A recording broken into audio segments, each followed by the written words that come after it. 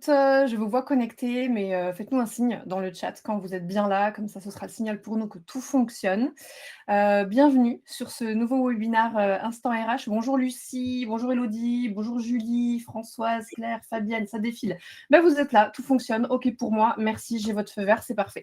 Ravie de vous retrouver, les semaines défilent et les sujets ne se ressemblent pas, puisqu'aujourd'hui on va aborder un sujet un peu différent des sujets habituels, puisqu'on va parler congés payés, et pourtant c'est un sujet tellement important, les congés, hein, on va pas se mentir.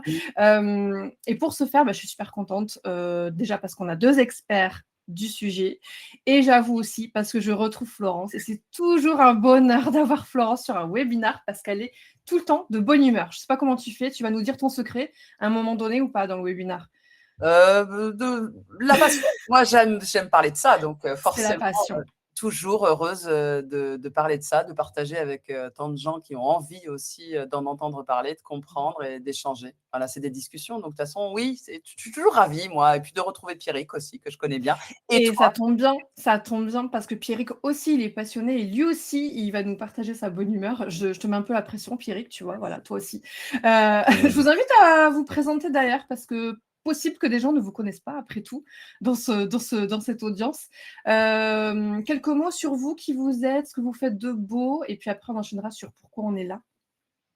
Qui Laurence? se lance? Commencer, Pierrick? Bon. Bon, alors je vais commencer. Donc pour ma part, moi, je suis le directeur de la BU GTA, Nibel Tempo, chez Nibelis.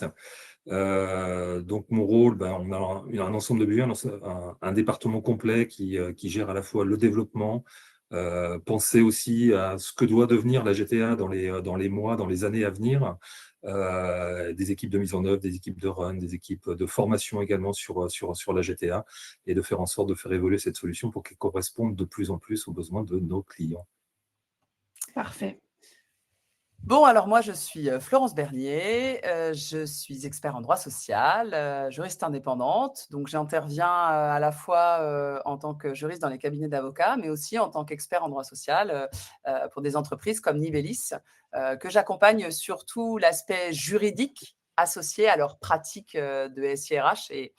Et comme Pierrick vient d'en parler, l'idée, en fait, c'est toujours, il le dit, de développer une solution qui s'adapte de plus en plus aux clients, aux besoins du client. Moi, finalement, je suis la caution légale, c'est-à-dire j'interviens souvent pour dire oui, mais moi, je veux d'abord qu'on remplisse le cahier des charges légal. Et en fait, c'est tout l'objet de ce webinaire et c'est toute la passion qui m'anime dans le droit social. C'est que finalement, on a un cadre légal, on a souvent les pires difficultés à le faire appliquer en entreprise. Et finalement, c'est pour ça qu'on s'entend bien avec Pierrick, parce que lui, il a conscience de tout ce qu'il faut faire pour que ce soit adaptable en entreprise. Et moi, j'ai conscience de toutes les difficultés qu'il y a à faire appliquer ça en entreprise. Et donc, on est très complémentaires. Parce que justement, son but, c'est de développer des outils qui permettent d'aider les managers. Et moi, j'arrive souvent avec mes nouvelles règles, mes nouvelles jurisprudences, donc ma Oui. nouvelle rigueur. Et je trouve qu'on trouve beaucoup de solutions ensemble. C'est pourquoi c'est toujours sympa qu'on parle ensemble durée du travail et gestion des congés payés. Parce que c'est les 2 thèmes sur lesquels il y a beaucoup de boulot. Et puis Eh ben, c'est beau. ça change souvent en plus. Et ouais, oui, ça, c'est le droit social, hein. De toute façon, tous les matins, je le disais il y a quelques minutes, moi, quand je prépare un webinaire, une demi-heure avant, je regarde qu'il y ait rien qui a changé parce que c'est possible. C'est ta routine avec ton café le matin. Oui, absolument. Pas le choix. Donc je disais en intro, on se retrouve pour parler, congés payés et comme tu l'as justement dit Florence, l'idée c'est de à la fois aborder, ce que le cadre légal nous dit et de l'aligner avec ce que vivent vraiment, les RH et d'être au plus près de leur, réalité aussi. C'est tout l'objectif d'aujourd'hui. On est là pour, 1 heure ensemble. Ce webinaire, il est fait pour vous, vous qui êtes en train de nous écouter, donc sentez-vous à l'aise de réagir, de rebondir, de poser vos questions. Moi, je me ferai votre relais auprès de nos 2 invités qui feront leur maximum pour vous répondre, hein, dans la mesure du possible, évidemment. Et puis, on gardera un temps à la fin si jamais des questions sont restées en suspens. Et voilà, j'ai envie de dire c'est parti. Le webinaire est assez dense, donc on va se lancer dans le vif du sujet. Avez-vous entendu Florence? Personnellement, non. Ah, il y a peut-être des problèmes de son. Bon, je laisse Culture RH répondre. Moi, je vous entends. Bon, dites-nous si ceux qui entendent, dites-le, parce que ça nous confirmera que c'est un problème à échelle individuelle Oui, parce et qu'en que tout fait, va bien. normalement, c'était Pierrick qu'on n'entendait pas. Ah, c'est moi qu'on Non, entend. j'entends bien. Non, c'est bon, c'est bon, ça fonctionne. C'est que quelques personnes, Culture Ah, RH va leur ok. dire ce qu'ils doivent faire. Ok. On y va? C'est parti? Allez? Allez, allez, il y a Allez. plein de choses à Allez. dire. Donc effectivement, n'hésitez pas à poser vos questions parce que on sait que les congés payés, c'est un sujet à la fois banal, ordinaire, mais pour le coup, avec beaucoup de règles méconnues. Donc, j'aime bien même voir les réactions, hein. Même si vous n'avez pas de questions, réagissez sur les choses que vous ne saviez pas. Parce que moi, c'est toujours hyper intéressant pour moi. Je On les commence. relèvera. Allez, c'est parti, vas-y. Allez. Alors, on va commencer sur, j'ai envie de dire hein, vraiment la base. J'aurais pu dire les congés payés sur une année, c'est 5 semaines. Bah non, je vais d'abord vous parler de la base. Et la base, c'est le congé principal. Le congé principal, on en parle beaucoup de l'Union européenne ces dernières années, depuis 2023. Donc, c'est consacré et c'est parce que ça vient de l'Union européenne. C'est 4 semaines. Nous, depuis les années 80, on est à 5. Mais le principe, c'est bien 4 semaines, le congé principal, celui qui doit être pris, qui n'est pas forcément fractionné, qui doit être pris entre le 1er mai et le 31 octobre. Ce congé principal, c'est impératif, il doit être pris. Donc, toute la question, c'est comment s'en assurer, comment faire aussi quand on a des salariés qui sont récalcitrants parce qu'ils trouvent qu'ils ont trop de boulot, donc ils n'ont pas le temps de prendre ces congés-là. Comment aussi on peut faire, moi j'asticote beaucoup, Pierrick, sur cette question-là. Comment on fait quand, l'employeur estime qu'il ne peut pas les faire prendre parce que c'est pas la bonne période? Toutes ces questions-là, on les retrouve, vraiment sur le terrain, dans le secteur des HCR notamment, hôtels, cafés, restaurants. Quand, il y a pas, de vraies fluctuations d'activité, notamment dans des régions, qui sont, toute l'année bien visitées. Je pense évidemment à Paris, par exemple. Oui. On a du mal à faire prendre les congés payés. Mm. On a même tendance, à activer les heures supplémentaires pour un oui ou pour un non. Je rappelle, et je pense que je le rappellerai tout au long de ce webinaire, qu'il y a derrière ça, pas seulement le respect du cadre légal sur les congés payés, il y a surtout le respect de l'obligation de sécurité de l'employeur, obligation qui lui impose de veiller à ce que son salarié soit en capacité de travailler. Et pour ça, l'Union européenne et les juges français estiment qu'il faut qu'il ait pu prendre ses congés payés. Donc, je suis sur 4 semaines par an imposées. Je dois les faire prendre à mon employeur. Or, je vous ai cité le secteur des HCR, mais on pourrait aussi citer le secteur des bureaux d'études, avec tous ces cadres et ingénieurs qui sont lancés sur des projets, parfois sur un temps long, 6, 8, 10 mois, et qui ne prennent pas les congés payés. D'où l'intérêt de discuter avec un expert en solutions GTA pour voir quels sont déjà les atouts d'un outil comme celui-là. Je n'ai pas de doute, hein. La gestion Excel, avec le tableur qu'on n'ouvre jamais, dans lequel, ou les gestions directes sur les bulletins de paye, où tu as les compteurs qui défilent et puis personne ne s'occupe de quand on doit prendre les congés. C'est sûr que pour moi, ça ne peut pas fonctionner. Mais du coup, explique-nous, Pierrick, en quoi un outil GTA, il peut déjà m'aider là-dessus, gestion de mes 4 semaines annuelles. Ouais. Alors effectivement, tu l'as dit, Florence, hein, aujourd'hui on a près de 2000 clients chez Nivelis au niveau de la GTA. Donc on a autant de cas, autant de secteurs d'activité et autant de cas particuliers. Tu notais tout à l'heure, en fonction du secteur d'activité, on n'a pas les mêmes contraintes. Effectivement, quand on est dans le secteur industriel, on va avoir des fermetures qui vont être obligatoires, donc une facilité pour gérer qui va être beaucoup plus simple. Dès qu'on va avoir des populations plutôt dans des boîtes d'études techniques, et tu l'as dit aussi, de HCR, là par contre ça devient plus difficile.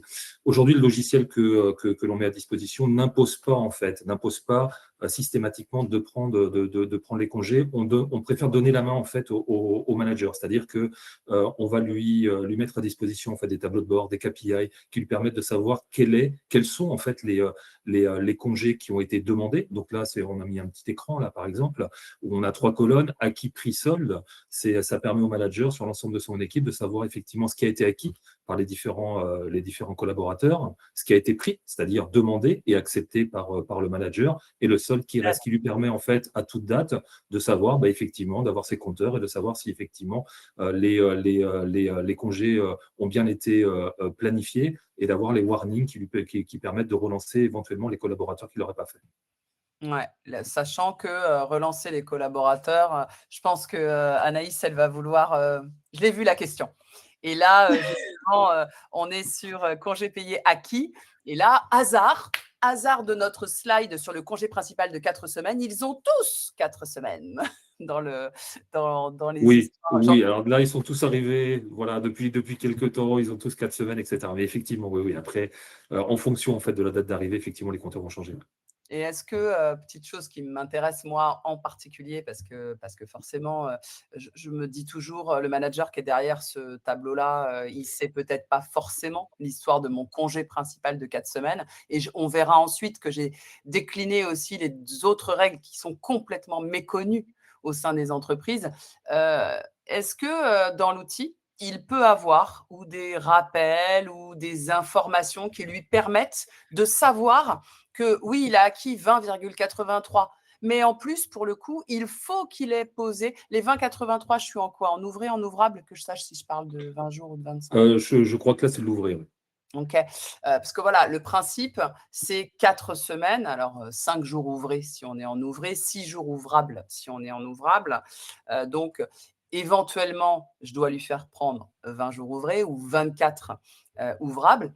Toute la question, c'est que je me pose, hein, c'est moi, manager, qui ne suis pas formé en droit social, parce que malheureusement, beaucoup de managers manquent du vernis droit social pourtant nécessaire à l'exercice de leur fonction. Est-ce que, avec ton outil, je peux avoir ces infos? Alors oui, je sais que tu aimes beaucoup les pop-up, tu Ouais, moi aimes bien, toi, Florence, que les managers soient aidés dans le cadre de leur travail, parce que ouais. c'est ce qu'on a noté, hein. Leur job, c'est d'être opérationnel, c'est pas forcément d'avoir une connaissance RH la plus pointue. Donc effectivement, il faut les aider par rapport à ça. Ce qu'on a mis en place, nous, c'est la possibilité d'avoir effectivement des encarts qui sont gérés directement par la direction des ressources humaines ou par le DRH, la RRH, et pouvoir en fait personnaliser l'écran tant côté manager que côté salarié, et d'avoir une sorte de pop-up en fait qui indique que de mettre les warnings, de mettre ce qu'il est nécessaire de faire, de valider ou de contrôler afin que ça soit bien appliqué. Donc on a effectivement ce genre de choses. Alors on peut imaginer sur d'autres webinaires ou d'autres échanges qu'on a pu avoir, on a parlé de l'IA, donc l'IA arrive aussi dans ce cadre-là. C'est aussi pouvoir intégrer une sorte d'intelligence artificielle, parce qu'aujourd'hui, on laisse la main auprès des experts RH. Ah, Ah, allô? oui, je t'entends très bien. Je crois que là, vous m'entendez ou pas? Oui, Oui, je t'entends très bien.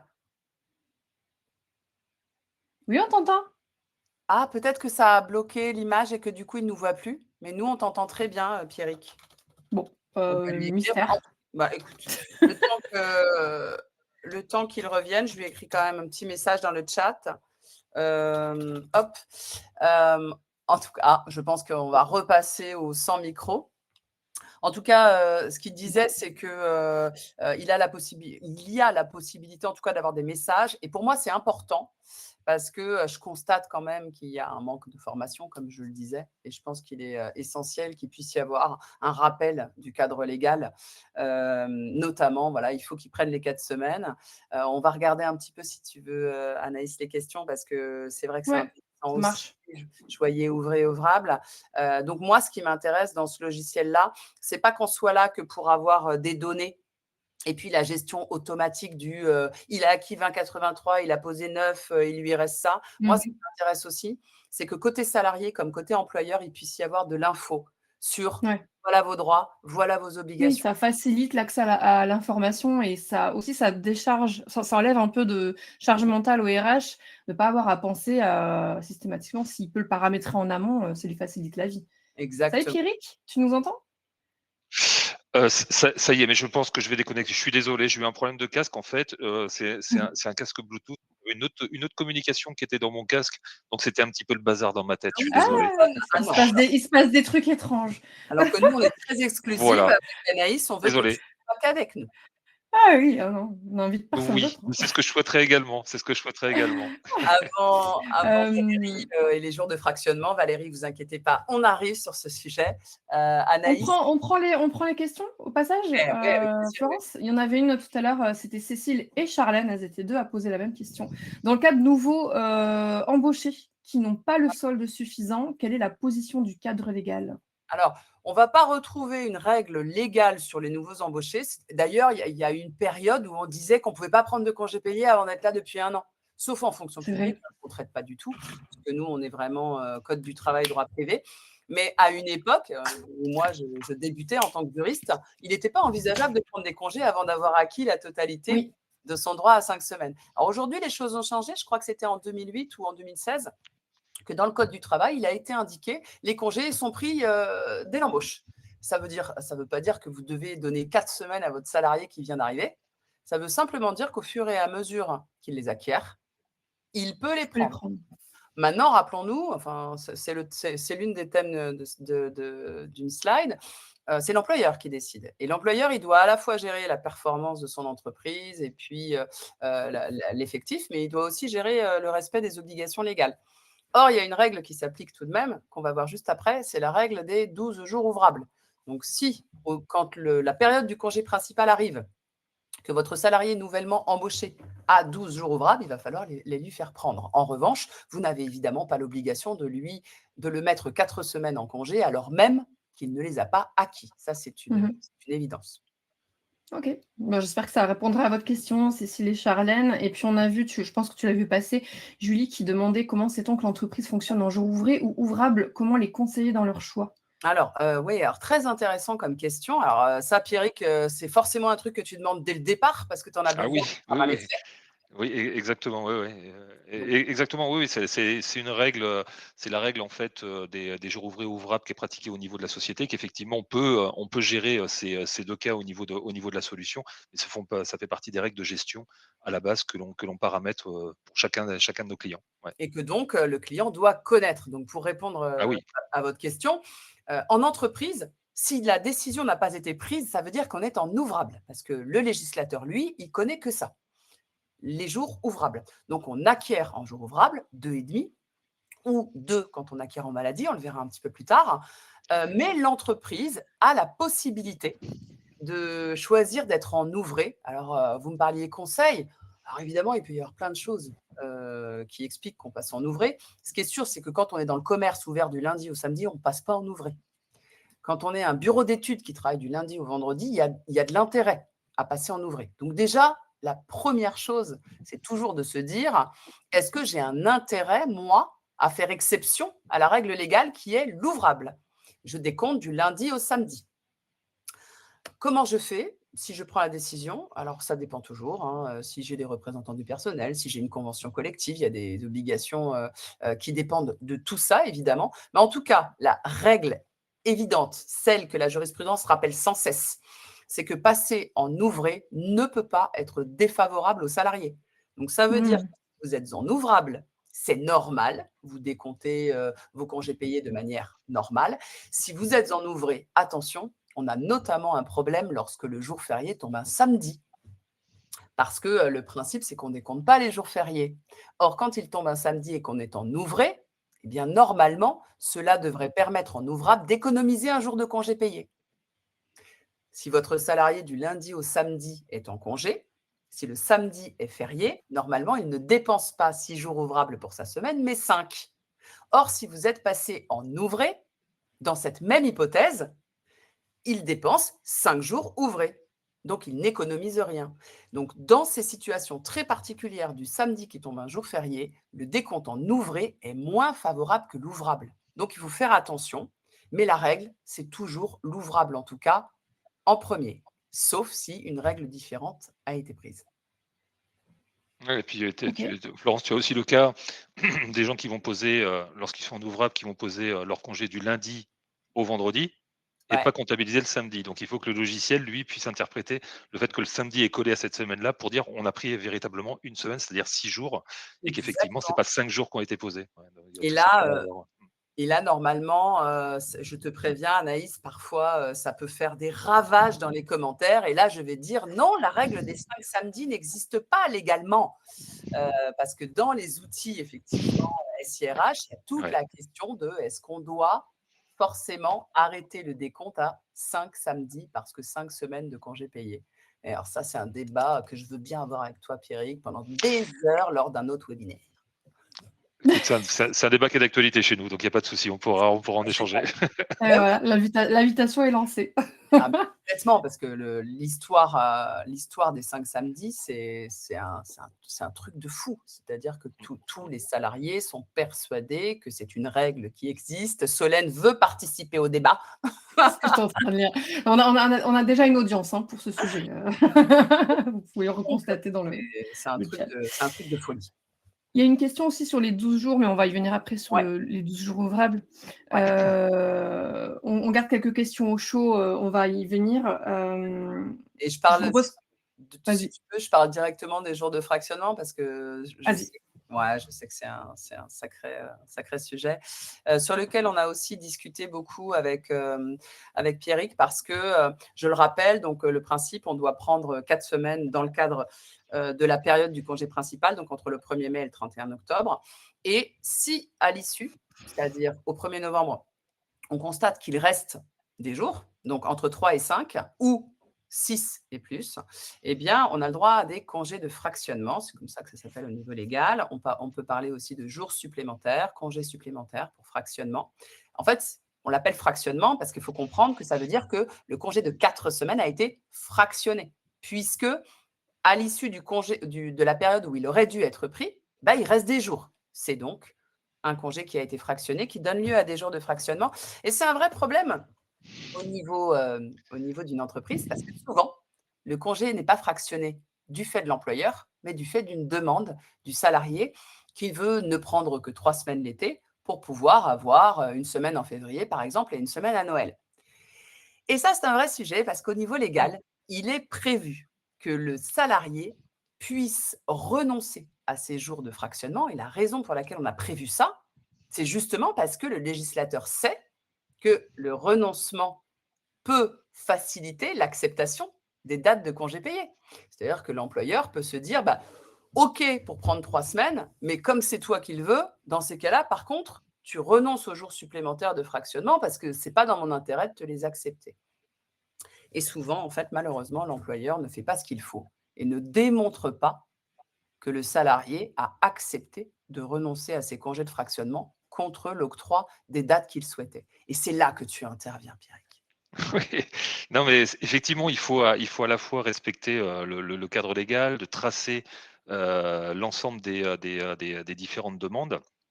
Et ce qu'on a fait là pour gérer le cas du fractionnement, effectivement, dans le cas où l'employeur n'impose pas les dates de congé, mais laisse libre à chaque employé de pouvoir décider de l'organisation de ses congés pendant les congés d'été, c'est un accord en disant, voilà, on te laisse faire ça, mais effectivement, on renonce à tes congés de fractionnement. Le truc, c'est que l'employeur ne peut pas lui interdire ses congés de fractionnement, donc il faut que ça reste à la main. Il faut que ça reste à la main du salarié. Et donc c'est pour ça qu'on a mis au niveau de la solution une coche qu'on voit en bas à droite là, et qui permet en fait de dire effectivement je renonce à mes congés de fractionnement, et, Faut le et tracer. que le salarié puisse donner son avis, et que tout ça soit tracé pour éviter justement les contestations par la suite, et que tout ça puisse être tracé au niveau de la solution. Et tu dis bien que... Ça répond, ça répond à la question de Gwenaël qui demandait s'il fallait signer un document de renoncement, enfin le tracer. Donc du coup, tu vois, ça répond. Alors voilà, signer le document, c'est un peu plus lourd. Donc là, l'idée, c'est d'avoir directement au niveau de la demande de congé, d'avoir une petite coche, et comme ça permet de tracer, et à l'employeur de pouvoir justifier de l'acceptation ou du renoncement du salarié par rapport à ses Et c'est congés bien de fractionnement. le Ouais. salarié qui a la main pour... Oui, c'est ça qui est vraiment notable dans la solution. Parce que quand j'ai commencé et que je ne connaissais pas les outils de SIRH, il faut dire que je ne sais même pas si ça existait à l'époque. Moi, quand j'ai commencé, les employeurs étaient vraiment dans les pires difficultés sur cette histoire de congé de fractionnement en disant non, mais ce n'est pas normal que ce soit à moi d'attribuer des jours supplémentaires alors que moi, ils voulaient prendre ces 4 semaines en juillet, ils les prenaient. En fait, ce que je faisais, c'est que je leur disais, écoutez, il faut que sur votre feuille de congé payé, vous ayez mis la case. Donc, j'aime bien ta case à cocher parce que c'est ce que je préconisais. C'est mettez la case par cette demande. Je renonce par ailleurs à l'octroi de congé de fractionnement issu du fractionnement de mon congé principal, blablabla. Et en fait, le problème, c'est que j'avais des employeurs et je n'ai pas eu le temps parce qu'il y a beaucoup de questions là-dessus, mais je n'ai pas eu le temps de voir, mais je crois qu'il y a une question qui va dans ce sens. Moi, j'avais le problème des employeurs qui cochaient ça. Ils le cochaient eux-mêmes. Ah oui, d'accord. C'est-à-dire, tu veux la demande, tiens, et je l'ai coché. Ah ben non, en fait, ce n'est pas comme ça que ça marche. Il ne faut pas que ça intervienne non plus comme une espèce de menace, Ouais. pression. Le renoncement au congé de fractionnement a vraiment pour but de donner un argument à l'employeur et aux salariés pour se mettre d'accord sur des dates de congé qui, finalement, arrangent une personne plus que l'autre. Donc, c'est très bien que ce soit coché comme ça, vraiment à l'initiative du salarié. Est-ce que tu Exactement. gardes quelques questions du coup? Parce qu'il y en a pas mal qui sont Alors, il y en passées. a tellement. Je pense que tu l'as vu passer, je t'ai vu regarder et vérifier ton calendrier. Oui, Quelqu'un oui, qui oui. parlait des jours fériés mai 2027. Ah, c'est Tombe 27! lundi. Parce que je disais, bah, moi, j'ai mon petit calendrier Non, 2000. ouais, 2027 où ça tombe sur des samedis a priori. Ouais. Alors après, Alors, bah, je trouve plus la question, il y a trop de messages entre-temps. Ah si, je l'ai retrouvé. Karine, 2027, 1er 8 mai seront des samedis. Est-ce qu'il faudra les compenser lors d'un décompte en jours ouvrés? absolument. Alors, mettez-vous sur LinkedIn. Comment s'appelle la dame? Karine. Karine. Alors, Karine, mettez-vous sur LinkedIn en 2027 si vous n'y êtes pas encore, parce que je pense qu'on va passer l'année à en parler. En fait, c'est tellement une règle qui est peu connue que quand on a un samedi, hein, ne serait-ce qu'un, d'ailleurs, j'ai vu passer un 15 août aussi. Ben oui, on va l'avoir cette année. Mettez-vous sur LinkedIn dès cette année, parce qu'en août, samedi 15 août tombe. Et donc là, c'est systématique, la règle revient et on réexplique. Donc, quand on est en ouvrable, c'est-à-dire qu'on applique la règle légale, on acquiert 5 semaines ou 30 jours ouvrables. Il n'y a pas de sujet. Les jours fériés, on s'en moque.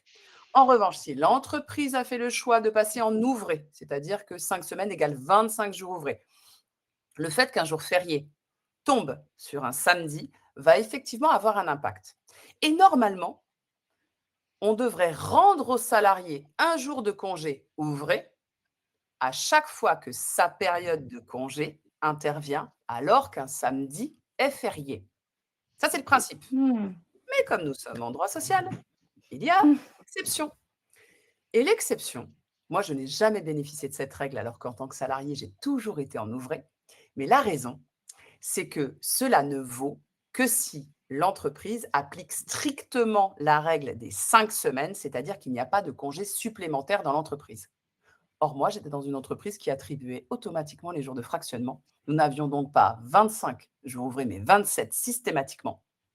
Donc, cette règle ne s'appliquait pas. Donc, sachez-le, oui, en principe, si vous êtes en ouvré et que dans votre période de congé, il y a un samedi férié, ce qui arrivera cette année, parce que beaucoup de gens prennent août, eh bien, dans ces cas-là, on est censé vous rendre un jour, sauf si vous bénéficiez au total d'un nombre supérieur de jours que le cadre légal, c'est-à-dire plus de 25 ouvrés. J'ai tout dit. Elle a déroulé. J'ai déroulé. Je la connais, ma règle. Hein. Parfait. Alors, il y a beaucoup de questions. Je vous propose peut-être qu'on en prenne une, deux, et après on avance parce que le timing va être serré. Alors, j'essaie de regarder globalement. Tac, tac, ça va vite. Le fractionnement, c'est obligatoire. Alors déjà, je réponds Ouais. au moins à ça. Vas-y. Fractionnement, sauf si le salarié y a renoncé, c'est absolument obligatoire. Si vous n'avez pas pris vos 4 semaines dans la prise du congé principal 1er mai 31 octobre, on constate qu'à l'issue, donc après le 31 octobre, il reste des jours de votre congé principal, alors les jours de fractionnement sont dus, sauf renoncement du salarié. Parfait. Et désolée, hein, j'essaie de remonter parce que j'en avais vu passer, donc je ne voudrais pas vous frustrer, mais vous allez forcément être un peu frustrés parce qu'il y a beaucoup de questions. Ça va être compliqué de toutes les prendre. Donc, juste peut-être pour reclarifier sur cette partie, et puis comme ça, après on avance, Gwenaëlle qui demandait une reprécision. Donc, si un employé ne veut pas prendre les 4 semaines dans la période, il doit renoncer ou il peut? Il peut, Il peut, en fait, Il peut. oui, il peut renoncer. Pas devoir.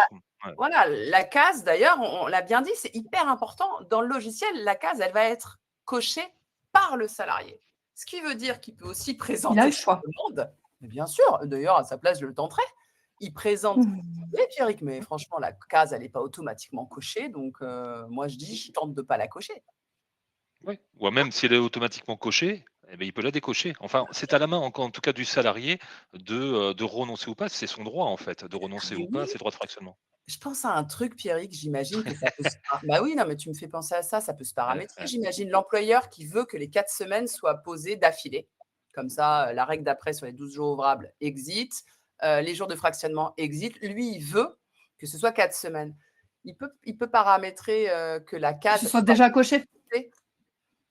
Alors, il faudrait que je regarde. Je crois que oui, hein. C'est-à-dire Ouais. qu'effectivement, on a un fonctionnement où la case est automatiquement cochée et libre au salarié de la décocher. Est-ce qu'on peut faire l'inverse? Je ne sais pas. Mais je pense que c'est un paramétrage sur lequel on peut automatiquement ou pas en fait cocher cette case-là. Ouais. Mais ça a du sens, hein. Si Mmh. le salarié demande à bénéficier d'une durée inférieure aux 4 semaines du congé principal, ça se coche. Libre à lui de la décocher. Et encore Mmh. une fois, la renonciation vient du salarié. L'idée, que vous soyez bien clair avec les congés de fractionnement, l'idée, c'est que le salarié puisse avoir un argument qui est: moi, je voudrais vraiment pas prendre 4 semaines d'affilée, ça m'arrange pas parce qu'après, il me restera qu'une semaine à Noël. Donc, dans ces cas-là, je préférerais ne prendre que 3 semaines, mais en contrepartie, par contre, comme c'est moi qui en fais la demande, je renonce à mes congés de fractionnement. Ouais, je propose Allez, les 12 C'est jours, l'esprit. on avance. le On film. gardera un temps à la fin, vous inquiétez pas, hein, parce qu'il y a énormément de questions, on va essayer de les balayer. Mais déjà, sur le sujet des 12 jours, on y vient, donc peut-être que ça vous apportera déjà des premiers éclairages et des Ouais, réponses à vos je pense questions. on va répéter effectivement un petit peu. Là, je pars sur cette règle des 12 jours Vas-y. ouvrables, qui est donc prévue au Code du travail également, qui consiste évidemment là aussi à respecter l'obligation de sécurité de l'employeur. C'est-à-dire que le salarié, pour se reposer, il doit avoir, d'ailleurs, je crois qu'il y a des études genre neuro, hein, qui t'expliquent que pour vraiment déconnecter, je crois qu'il faut 4 jours minimum, et au-delà de 4 jours, tu commences vraiment Ah à oui. pouvoir je ne sais pas si tu avais vu ça, mais c'était hyper intéressant de voir qu'il y a quand même une phase dans laquelle tu ne déconnectes pas du travail. Mmh. Au-delà, tu commences à déconnecter, ensuite complètement déconnecter, et là, tu profites vraiment et tu as une vraie phase de repos. Bon, bah, le législateur devait connaître l'étude parce il a dit ces 2 semaines minimum d'affilée qui doivent être prises, 12 jours ouvrables, donc, ou 10 jours Mmh. ouvrés, évidemment. Ça fait 2 semaines consécutives. J'imagine que c'est pareil, je peux avoir des pop-up, des infos dans mon logiciel qui me rappellent. Ouais, ouais, tout à fait. Il y a pas de blocage par rapport à ça, le choix était aussi de laisser libre, comment dire? À l'employeur de pouvoir aussi, gérer ses congés, mais qu'effectivement, il y a des pop-up, hein, qui existent au niveau de la solution, des KPI qui permettent au manager de savoir effectivement si tout ça, ça a bien été posé ou pas. On peut imaginer un manager, on en a dans nos clients qui ont une cinquantaine, une centaine de salariés. Voilà, c'est compliqué d'aller les voir un par un si tout le monde a posé. Donc là, on va lui ressortir les KPI qui lui permettent de savoir ceux qui vont être en difficulté ou pas.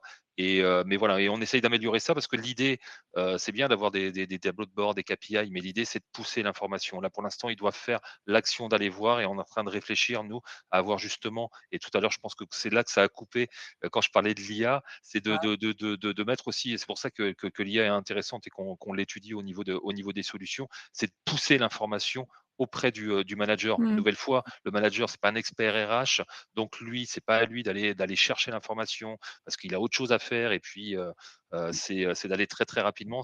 L'idée, c'est que la solution puisse lui pousser directement les alertes, puisse lui pousser les warnings et les informations qui lui permettent de gérer de manière opérationnelle l'ensemble des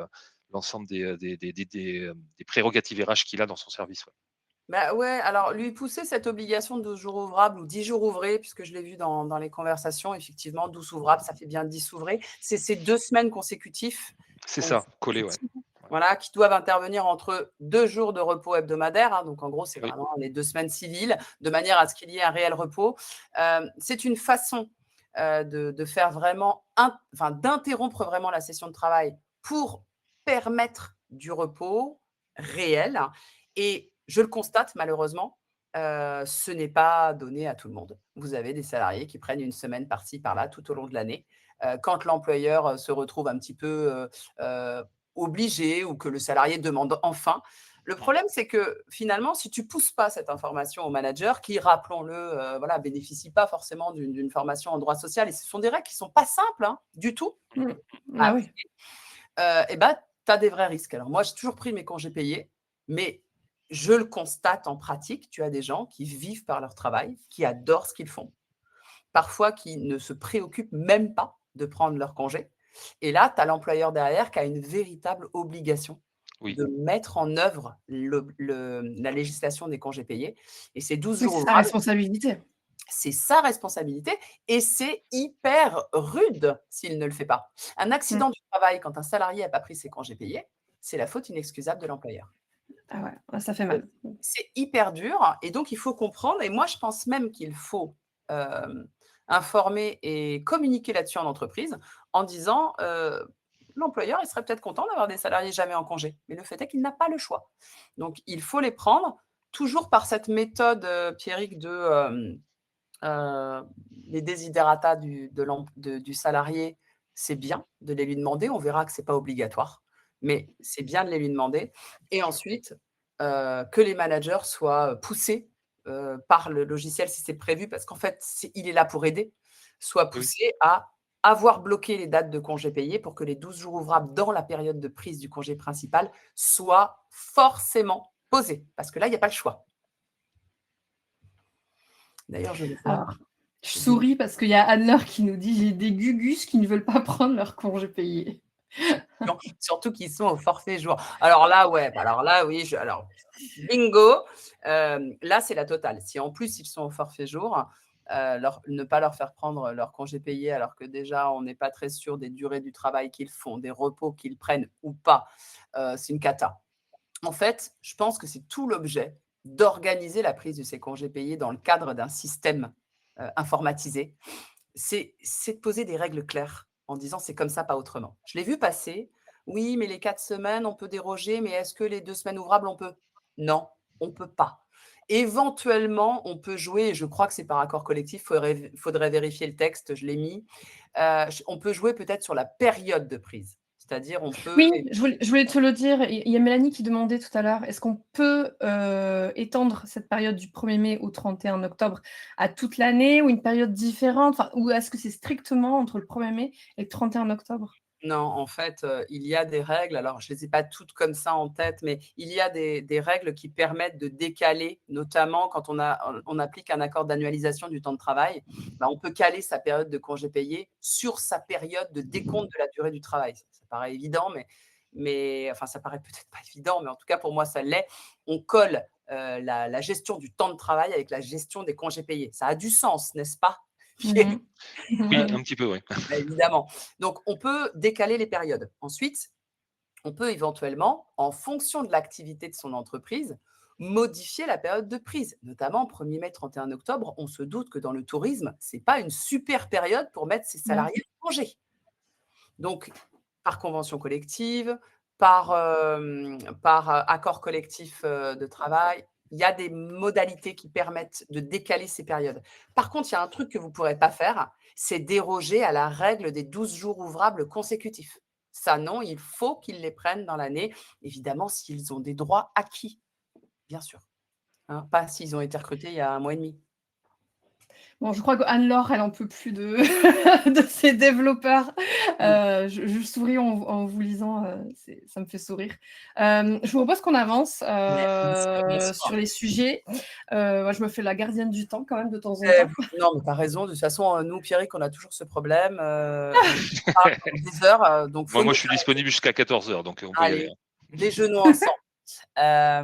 Alors, j'arrête de lire les questions parce qu'il faut que je me concentre sur le thème. Oui, on va parler de ça aussi, ça m'importe Ouais. parce que, j'espère que tu vas me parler de pop-up et d'alertes que tu envoies à tes, managers parce que, je le rappelle, là aussi, règle très claire. Pour imposer des congés payés, je dois respecter un délai de prévenance minimum. Ce délai, au niveau légal, il est d'1 mois. Maintenant, il y a des conventions collectives qui sont sur 2 voire 3 mois de délai de prévenance, ce qui est énorme. Autant vous dire qu'on ne décide pas, parce qu'on est le 24 mars, que le salarié, début avril, comme il n'a pas posé beaucoup de congés, il faudra qu'il pose 3 semaines. On ne décide pas. On peut se mettre d'accord. Ça, Oui. la gestion des congés payés, quand les employeurs et salariés sont d'accord, c'est très bien. Mais on en parlerait plus souvent si ça arrivait plus souvent. La vérité, Mmh. c'est quand même un sujet quand l'employeur veut imposer des congés payés. En général, en face, on n'est pas d'accord. Donc, on respecte le délai minimum pour les imposer, mais également pour les modifier. Et ça, c'est pareil, c'est un vrai sujet que je veux aborder parce que je le constate dans le cadre des contentieux que je vois passer. On modifie les dates de congé pour un oui ou pour un non, parce que le salarié est corvéable à merci. On ne respecte pas forcément les délais. Et puis alors, on impose des dates ou on se met d'accord avec le salarié pour des dates, mais on fait travailler le salarié pendant aussi ses congés payés. Alors ça, finalement, pour moi, hein, ça revient à modifier des dates de congés payés. Et donc, j'alerte sur le fait que déjà, si je fais travailler mon salarié au milieu des 12 jours ouvrables, comme ils sont consécutifs, j'ai finalement pas respecté la règle. Mmh. Et puis, si je fais travailler mon salarié pendant les congés payés, le principe, c'est qu'il n'est pas en congé payé et que si je le maintiens en congé payé, je suis potentiellement en situation d'infraction pour travail dissimulé, puisque je ne déclare pas le travail qui a été réalisé par mon salarié. Donc, beaucoup, beaucoup de risques. Et déjà, dis-moi, les délais de prévenance, est-ce que c'est quelque chose que vous gérez? Est-ce que c'est quelque chose qui est paramétrable en fonction notamment de sa convention collective? Pour ceux qui nous suivent, bureau d'études techniques, c'est 2 mois le délai de prévenance. Je sais que c'est une convention Ah pour oui. ouais. On va avoir effectivement, on va pouvoir paramétrer en fait, là j'ai mis un petit écran de paramétrage, qui le montre. On va pouvoir paramétrer en fonction du motif en fait le délai en jours ouvrés, en jours ouvrables ou calendaire. Donc on va pouvoir comme ça, pour chacun de nos clients, en fonction de la convention collective qu'il a, en fonction des accords également qui existent, Ouais. on va pouvoir paramétrer par motif en fait un délai de prévenance sur ces demandes de congés, ouais.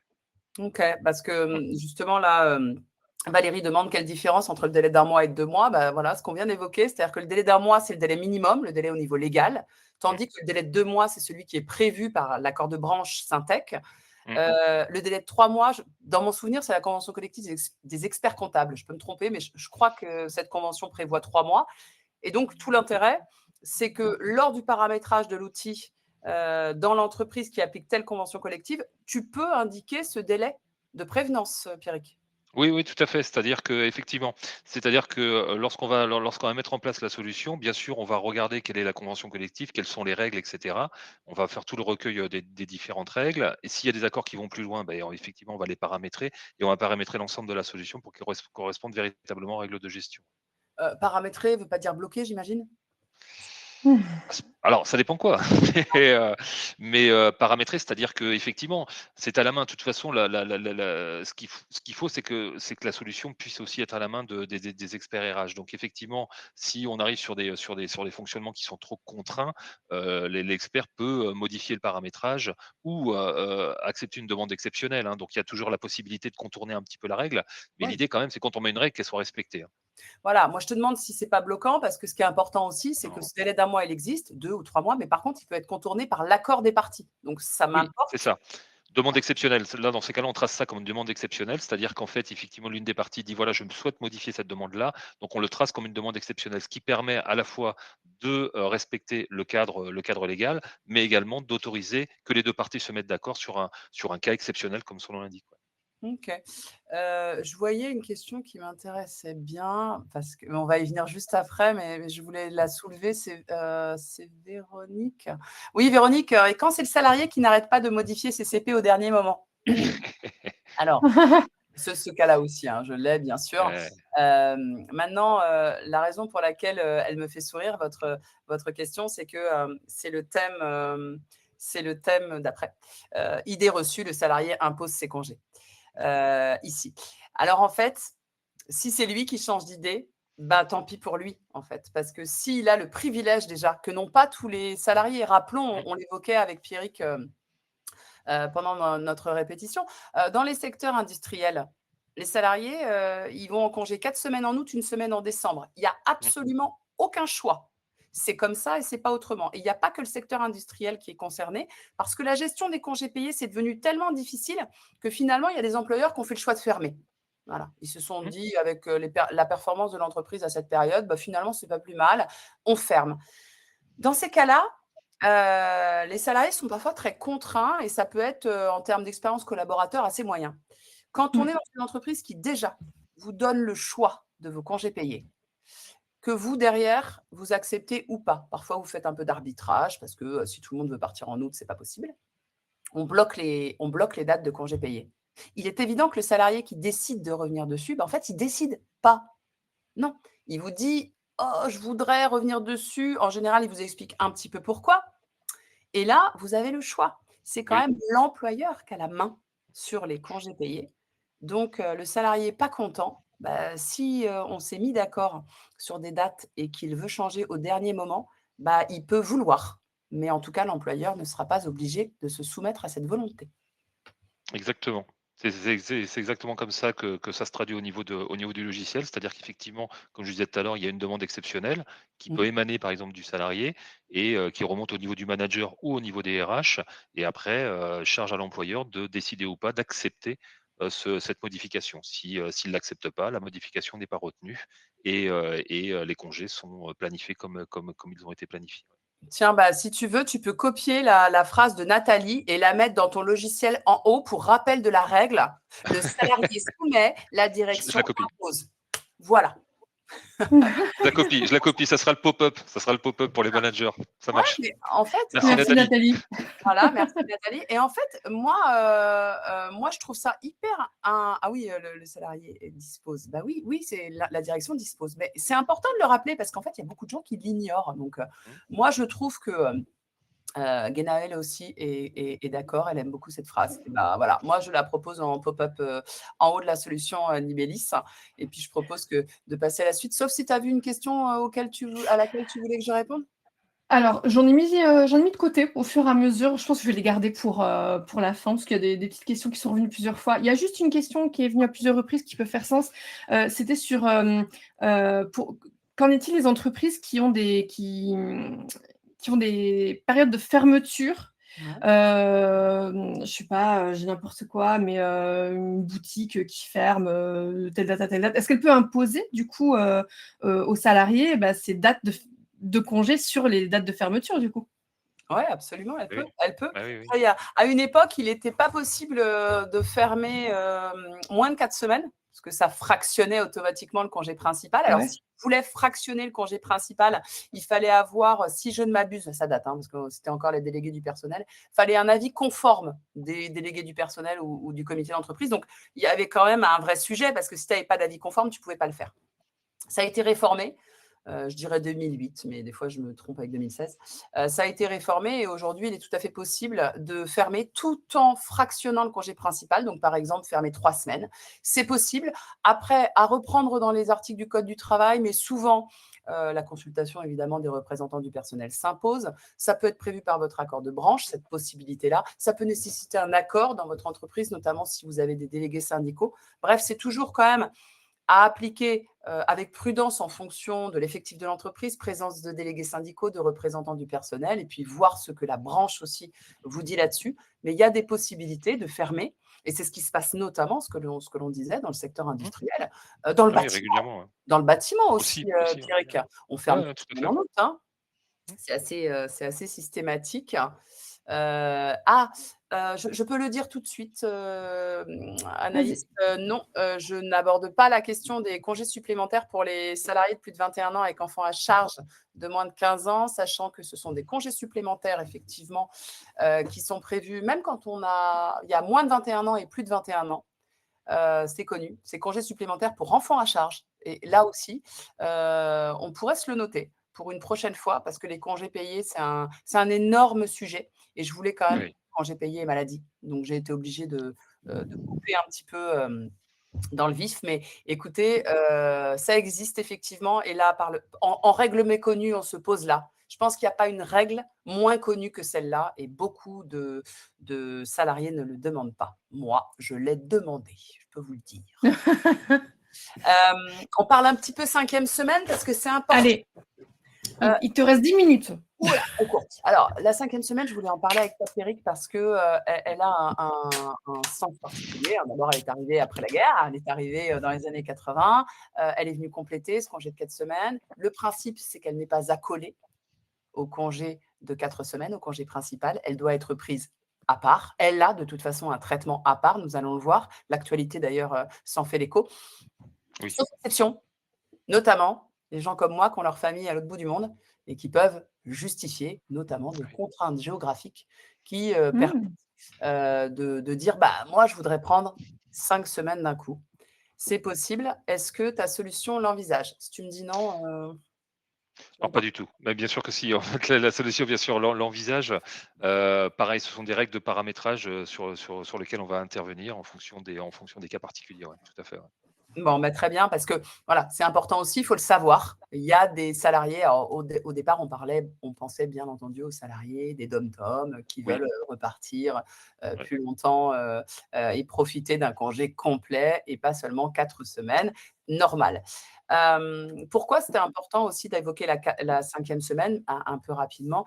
C'est aussi parce que cette 5e semaine, elle a un traitement à part, notamment, elle peut être mise sur un compte épargne-temps, par exemple, notamment dans toutes ces entreprises qui peinent à faire prendre les congés au lieu de les garder en compteur. Enfin, moi, quand j'arrive sur un contentieux et que je vois sur un bulletin de paye un reliquat de 40 congés payés, j'ai un vrai problème déjà quand même pour défendre l'employeur.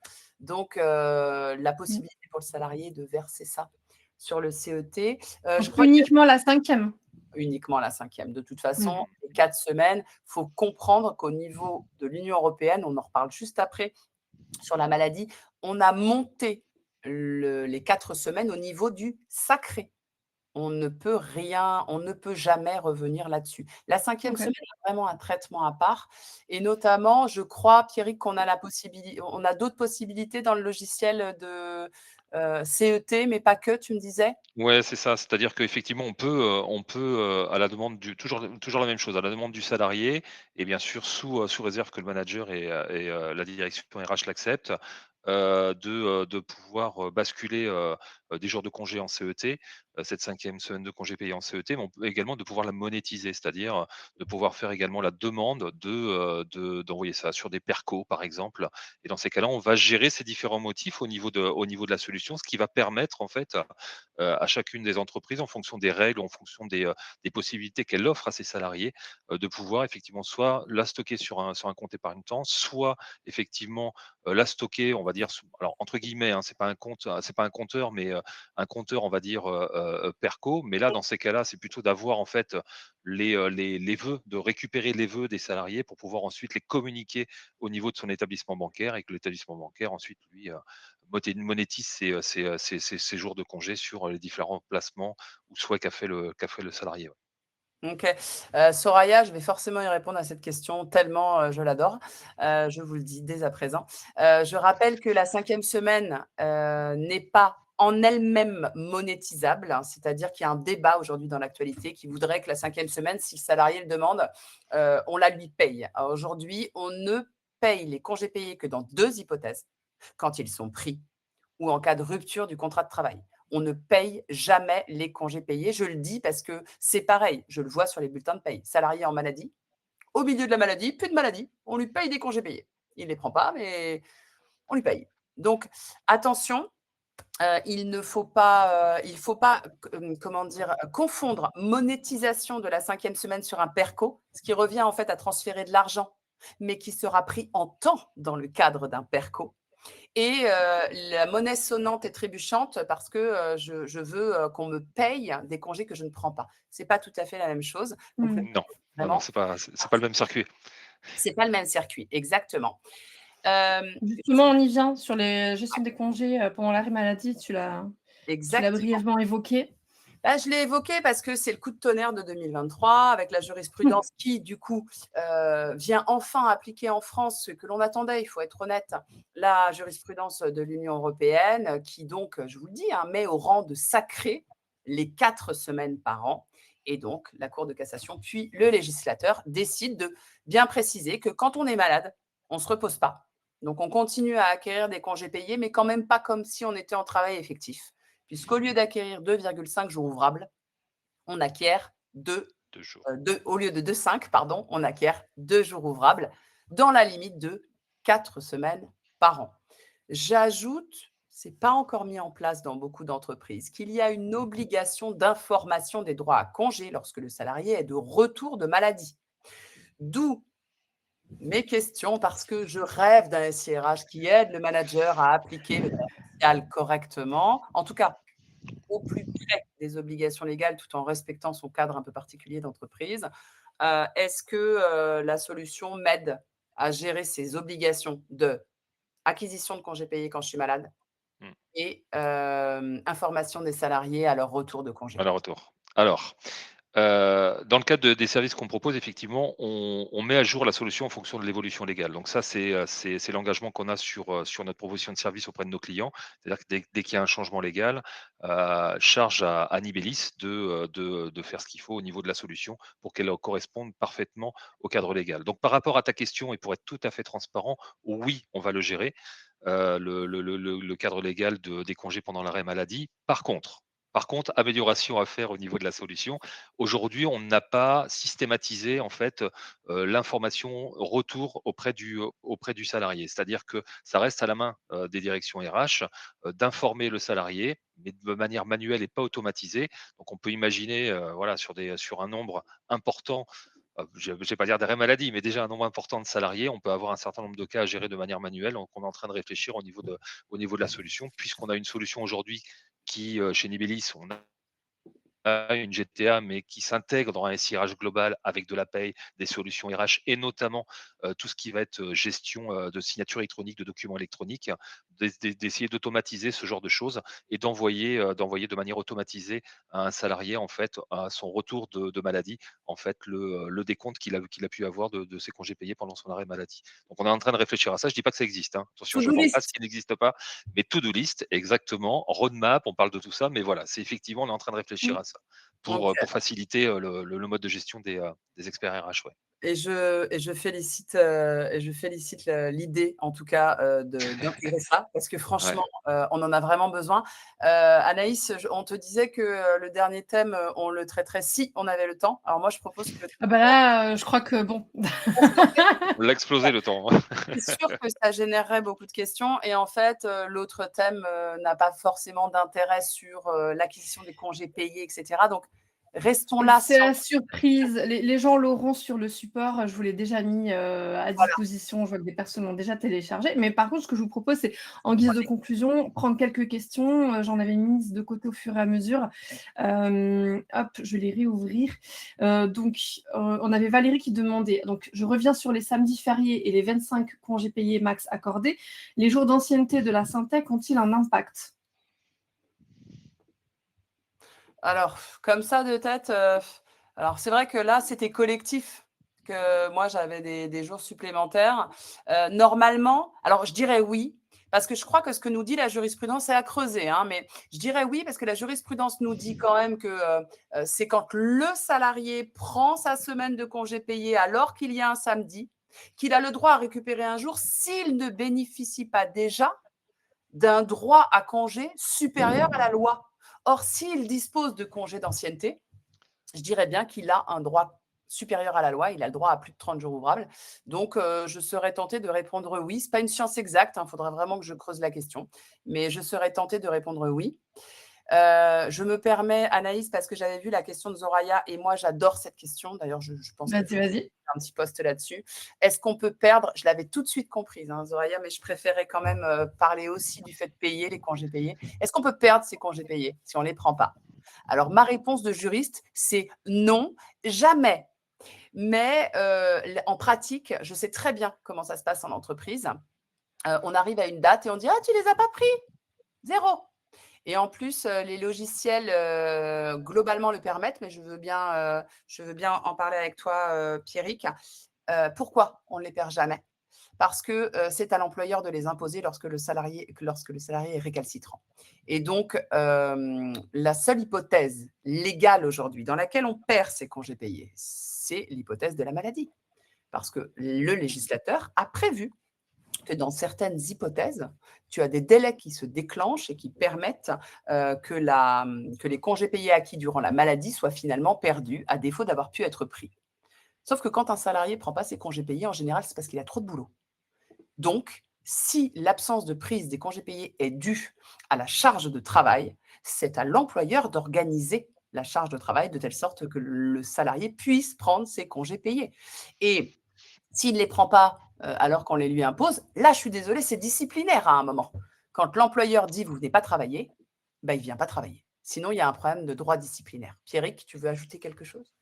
Oui, habituellement, ce qu'on a comme cas, c'est des reliquats, en fait, hein. C'est-à-dire qu'effectivement, tu l'as dit, hein, 1, on les perd pas, 2, ils sont pas monétisés directement. Donc dans ces cas-là, ce qu'on va gérer, c'est des reliquats N-1, N-2 qui permettent aux salariés après, lorsque le salarié va poser ses congés, on peut mettre des priorités de prise de congé, à savoir Très effectivement, bien. on va piocher sur le N-2, puis ensuite sur le N-1 pour mettre tout ça d'équerre. Donc c'est plutôt la pratique qu'on a, actuellement chez nos clients.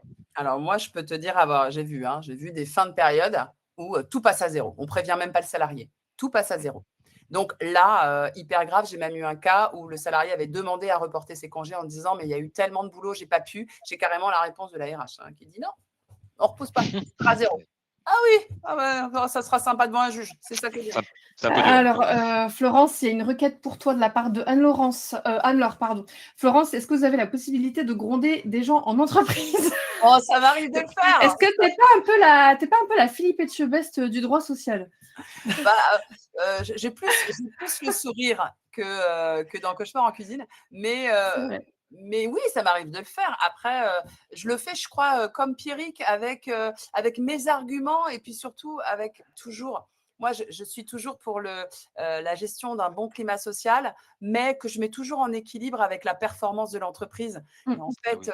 si tu veux que ton entreprise performe, tu dois assainir des congés payés avec des reliquats N-2, tu dois faire en sorte que tes salariés soient écoutés, puis tu dois aussi les informer sur les risques que tu prends en tant qu'employeur à ne pas respecter la loi, pour qu'ils Oui, comprennent qu'en bien fait, tu sûr. as juste envie de les Faire gaver de la sensibilisation, de l'éducation à ce sujet. Mais exactement. Et la sensibilisation Alors, des managers aussi. et aussi des managers aussi. Mmh. Absolument. Les amis, il est 13h, non, midi, pardon. Midi passé.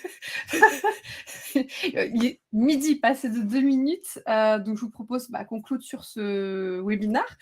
Alors je sais, hein, c'est très, très frustrant. Il y a énormément de questions, mais je vous rassure, elles seront transmises de toute façon à Nibélis et l'équipe pourra revenir vers vous probablement avec un email reprenant vos questions, pourquoi pas. Alors là, je m'engage, Noémie, elle va me dire: «Mais qu'est-ce que tu as été dire?» Mais je suis sûre que c'est faisable. Donc voilà. Bon, on verra. Je Hem fais des facs je fais des formations Et pour Nibélis, on Florence verra. nous fait des facs régulièrement. Vous pouvez nous retrouver sur LinkedIn, hein, d'ailleurs, tous les 3. Alors, plutôt nos 2 experts, hein, sur des questions en lien avec le webinaire d'aujourd'hui. Moi, plus sur la partie recrutement, marque employeur, plus que droit social, hein, pour le coup.